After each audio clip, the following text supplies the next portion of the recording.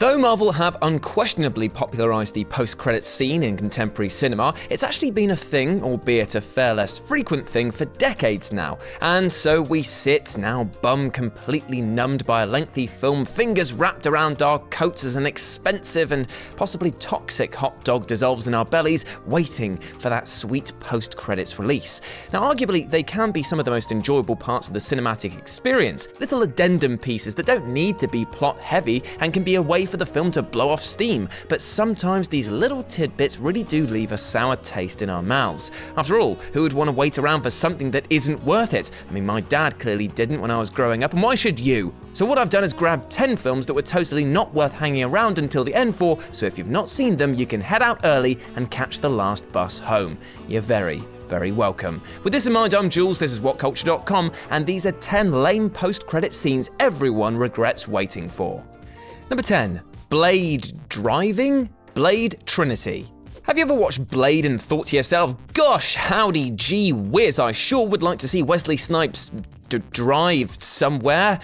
No? Oh, well, don't go bother waiting around for the end of Blade Trinity, as that's exactly what happens in this 10-second two-shot clip. I mean, yeah, you get to see that Blade was okay after his scrap, but we all knew that anyway. What is weird though is how utterly boring this reveal was. I mean, why not have him appear at the end to slay some new beast, or even just show him undercover working a new case?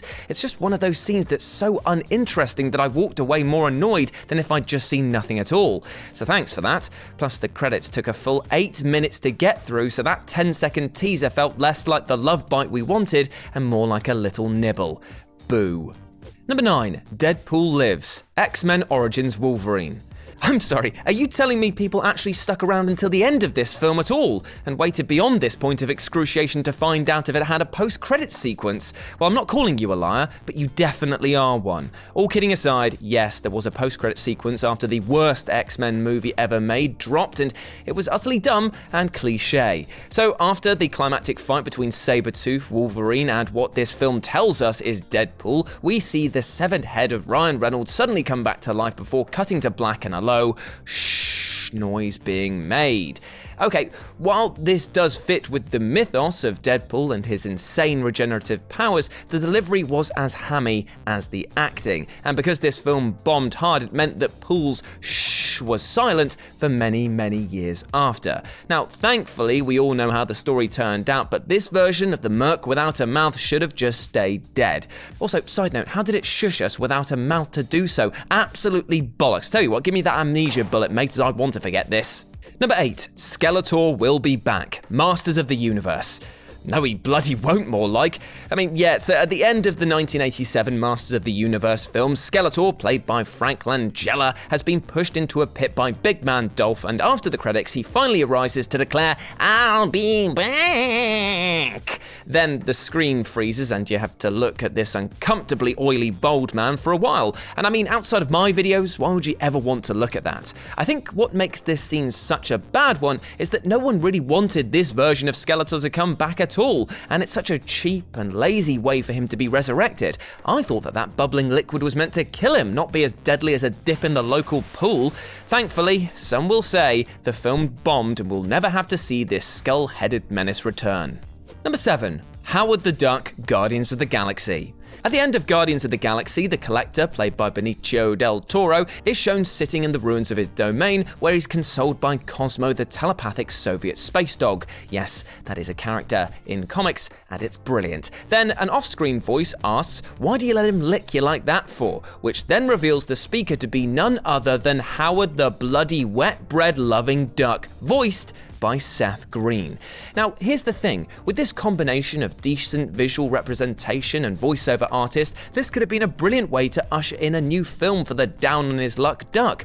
But nothing was ever done with it, and it almost feels like trolling from Marvel. Yes, of course we could make a much better version of Howard the Duck than the one that George Lucas gave you, and yes, we could have used this scene to set up something for the next MCU crossover event. But instead, we'll do neither. It's still a great scene, but not one that you should have waited for in the grand scheme of things, right? Number 6. Powell looks to the stars. K-PAX. Dr. Mark Powell closes out our time with the film K-PAX by staring through his telescope, presumably in search for Prot's home planet. Now, after a few moments, he walks back to his home and the screen fades to black. It's a kind of a nothing scene, which only hammers home that Powell believes Kevin Spacey's character to be an alien.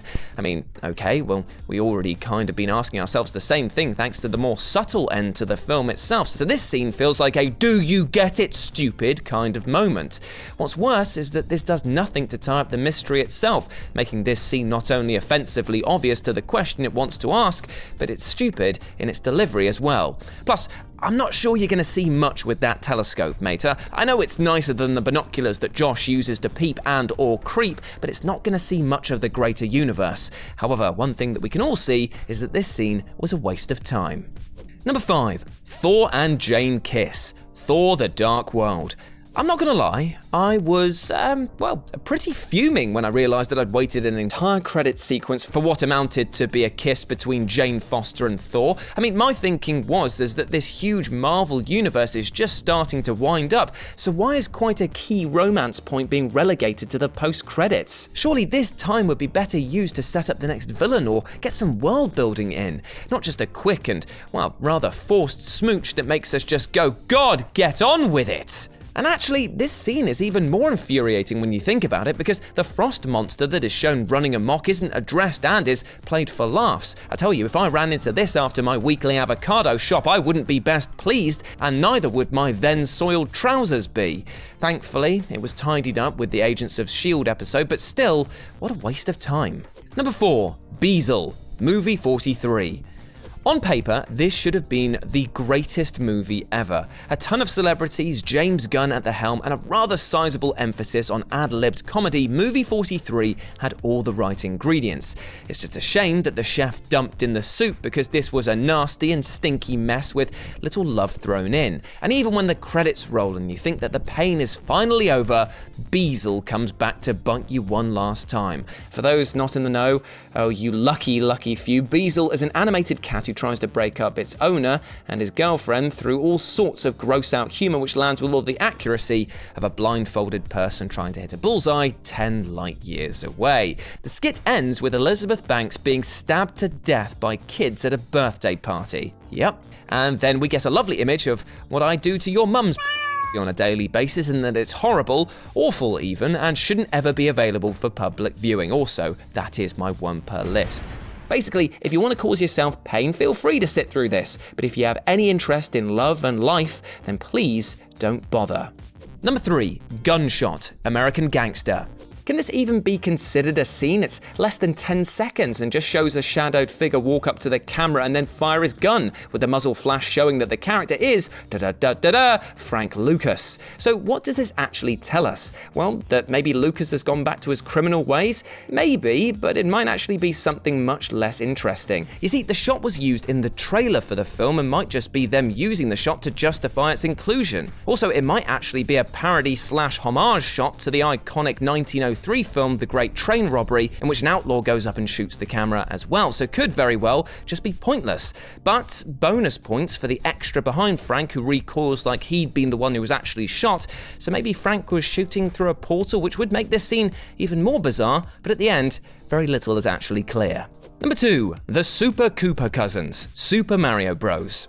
Ouch, my childhood. This was probably the thought that went through my head when watching this movie, as my god, what an absolute bog of a flick. I don't remember because I have repressed it. Still though, the Super Mario Bros. Live action film was brazen enough to think that it would get a sequel, possibly as a result of a too big to fail mentality that it probably carried, and showcased Spike and Iggy talking about their adventures as the Super KOOPA Cousins.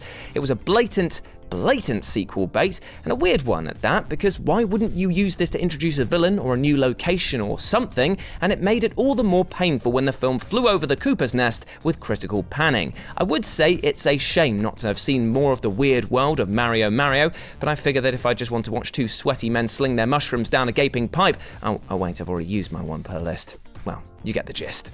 And number 1, The Dog King, Pirates of the Caribbean, Dead Man's Chest. It's a dog as the king of the cannibals. What more do you want?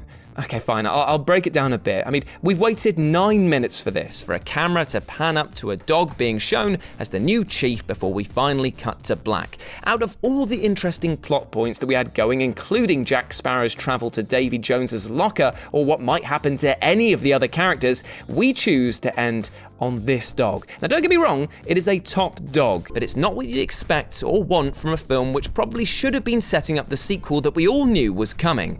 Still though, I guess we can all agree on one thing, in that it's a very nice hat he's got.